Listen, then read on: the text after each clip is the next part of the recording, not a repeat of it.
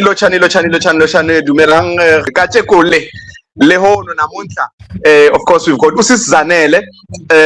This is of course Usisi Zanele. It's after we spoke to Untate David regarding the PSL has announced its fixtures at the beginning of the season, and we are looking at the first three fixtures of Mamelodi Sundowns, Kaizer Chiefs, and Orlando Pirates, and we are going to start with Pirates. And maybe before we do that, Sizane Lungalochisa, and maybe a comment on the young Jaden Adams dying at the age of 25.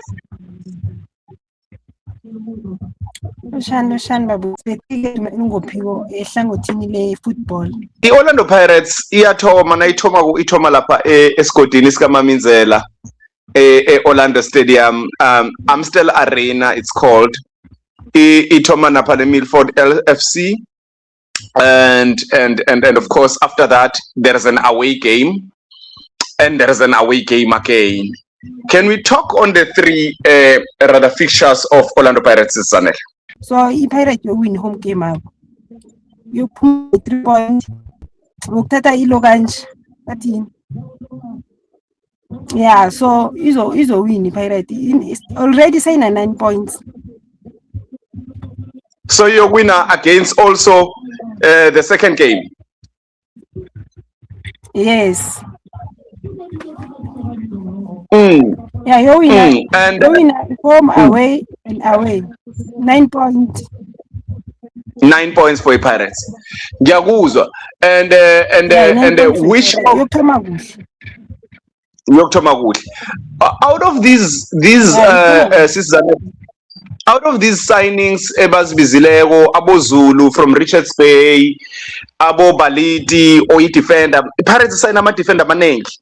And there is Ukampani Lungu, one midfielder from Siwelele. Ukampani Lungu kwesiyamazi, one of the best midfielders in the PSL would say. Which midfielder player do you think leli player, of course lokthi lingena lapho ku Orlando Pirates lizohlala aliyoba li player le bench nawaqala ama player bolawa? I mean, because Usipho Mbule is gone, and Relebohile Mofokeng is gone. Which players do you think that leli lokthi lingena nje this player can cement their place in the Orlando Pirates starting lineup?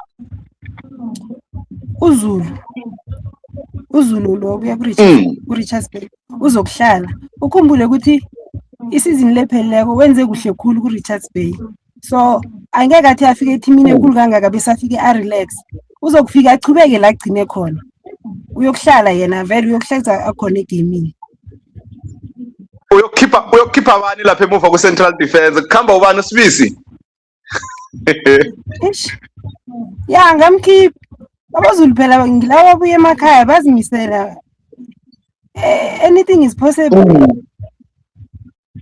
Angamkhipha nabeza ngaphange egoli bayazi ukuthi bazelani, bazela umbereko, abazela uzokudisha or vacation. No, ama play case nangathi yaqala amanengi bakafika ngapha aya achieve more, akalokanje akadrop nakafika ngapha ngaphezulu ayakhuphula amasokisi.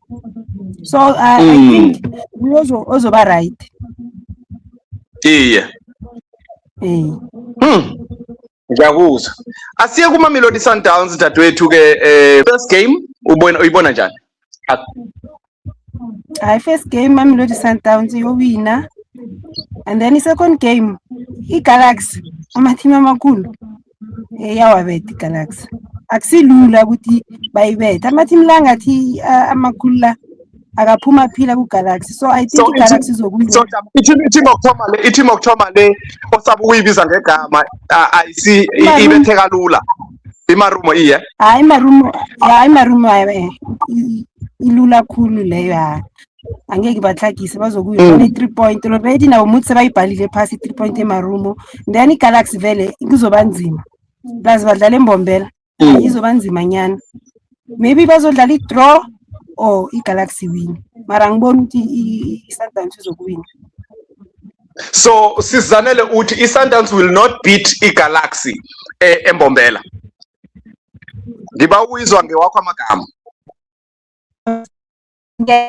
Wangiboni Embombela ngathanda badlala eLoftus mhlambe mara Embombela sorry akusilula Embombela and then bese mayidlala neChiefs bodlala idraw yeah asiye lapho kuleyo third game number 3 uthi kwenzakalani kuleyo game leyo sesi because I game leyo is going to FNB bazodlala idraw ukhumbula ukuthi Chiefs isayinile ugoalkeeper ngisho sino Williams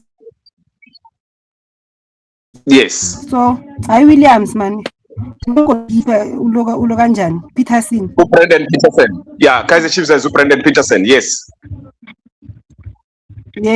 by draw iluza ukuthi bazobethi Chiefs iSundowns ngizobona idraw ngibona idraw kibo akusikaningi mani Chiefs bayibethe lapha not unless kuvimba not unless kuvimba ugoalkeeper lo umunye lo mara yona bayidraw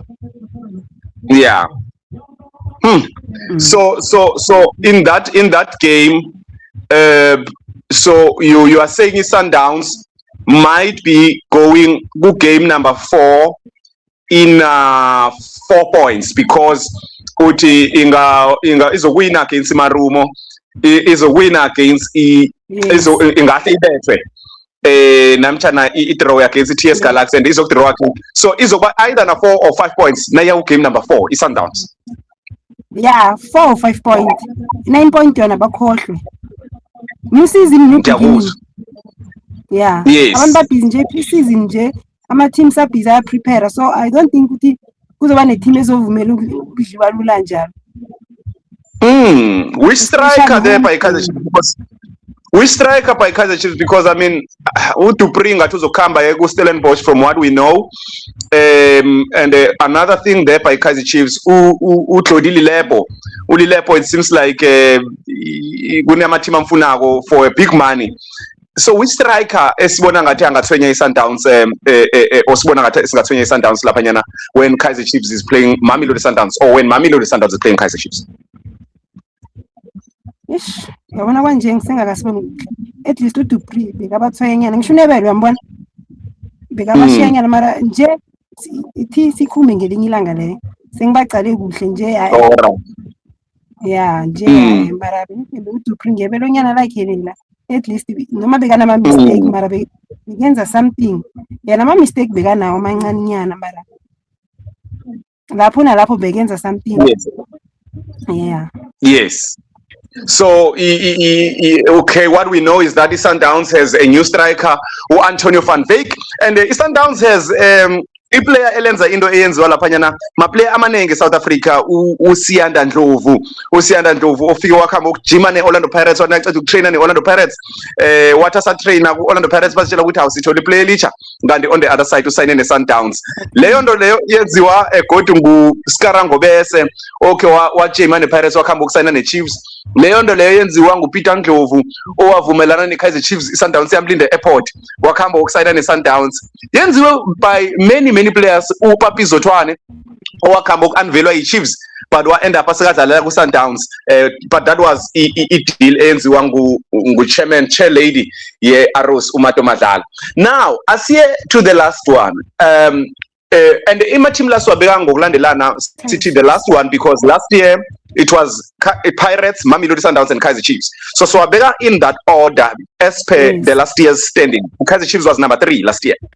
Now Kaizer Chiefs first game idlala neKruger United team the new team yeMpumalanga iKruger United normally from Bushbuckridge that's why ivela khona iKruger United Kaizer Chiefs is playing that team and that team is a team that is about to announce uFiacre Ntwari this coming week goalkeeper with Chiefs is going to be announced by Kruger United because he's on loan. So we don't know what loan term leyo iyomvumela ukuthi adlale against Kaizer Chiefs or not, but we know Kaizer Chiefs would normally allow players to play against them. So, what are you saying about that first game, Kaizer Chiefs, Kruger United? Game, yabona kuma fixture la way 3. Ayilula njengaleyo. Yoba lula cool for Kaizer Chiefs. Ngoba iKruger bengibukela ku lapha eSolomon. iKruger ayisi strong ngaleyo ndlela ukuthi ingabethi Kaizer Chiefs. Not unless iChiefs ibanyaza. Iye lapho ngokunyaza lapho bazobabetha mara nabangaya ngokuzimisela baye all out abayadlula kamnandi. Badlula kamnandi bazithola 3 point baqhubekela phambili ngempilo. Game number 2. Akusiyo. Yeah, iKruger uthi iKruger bosahlabela phambili lapho uthi iKruger ayikho mnandi ngaleyo ndlela. Yeah, and yabona ama player mo promoter waba ama experience player abanawo nje ma XPSL mara sebadala. Kufuneka abantu angathi bachanyana and then kube bane experience mara. Ngiyavuma. Uyangizwisisa? Yeah. Nabangaqhubeka nama player lawo angeke baye indawo. Bazokubuya ku NFC. Sizalele game number 2. I think it draw. It's a draw. It draw. Okay, yeah. So uthi uCedric Kaze obeka icoach eKaizer Chiefs uzoyibamba iKaizer Chiefs. Yeah, ayizoyibamba. Uzoyibamba. Mhlamba ish. Yeah, uzoyibamba mara uzoyibamba. Yeah, uzoyibamba yena. Kisicala first game akila ukuthi waba manje mara I think uzoba right. Ngathi Kaizer Chiefs uyayazi musi izonga ama supporter. Yokudliwa kayi1 kayi2 ama supporter asimfuna nabathobe balalela ama supporter abamkhambisa mara I think uzoyibamba. Yeah. And game number 3 bese luyikhulumile ngile yeSundowns othi hayi sizokubambana lezo zombili. Yazokubambana. Hayi izokubambana zona. Kuba igame emnandi. Siyazi ukuthi Aiden McCarthy ukhambile but basayine uThabiso Moloisane. Between uThabiso Moloisane no Miguel, who do you think ozokuthatha indawo ka Aiden McCarthy? Kuno Miguel khumbula uInacio Miguel and kunoThabiso Moloisane omutsha. Ngubani ocabanga ukuthi uzokufaka isamende endaweni ka Aiden McCarthy lapha emuva ku Chiefs? Thabiso Moloisane. Basayindora. So Miguel noma kata free agent yasaqala kumara yani uzobenzela isipani umuntu umuso ohleli isikhathanyana ngadlali nakabuye ejimini uyajima athatha amandla aye all out angisho ufuna uziprove ukuthi ayikho into ebengihlalele ekhaya so I think umuntu right uzokuthatha indawo leyo. Ngiyavuma. Yeah. Sizanele sithokoze kakhulu lapho ukwadlawula le ubukele lapha umdlalo kudlala ini i-tournament ibizwa ini? Gama layo ngiyayikhohlwa tournament lethi ngicela yona msebenzi. Ini i-top 8 tournament leyo? Top 32. No, top 32. Yeah, ila 16. Okay, then iveke zako yi-last quarter finals. Yeah, quarter finals. Where we need to see those games emakasi and whatsoever. Sithokoze khulu kwamambala Sizanele namhlanje siyazi ukuthi ubusy ngapha as EPRO. Are you a PRO? Can you repeat because you PRO ya team? Home culture. Home culture, yes. Yeah. Yes, home culture, PRO of home culture uSizanele ngokwamasango. Sizanele sithokoze khulu kwamambala, sithokoze isikhatsi sakho and thank you so much, all the best. So 360, thank you. Thank you. Bye. Talk it. Bye bye. Shut up.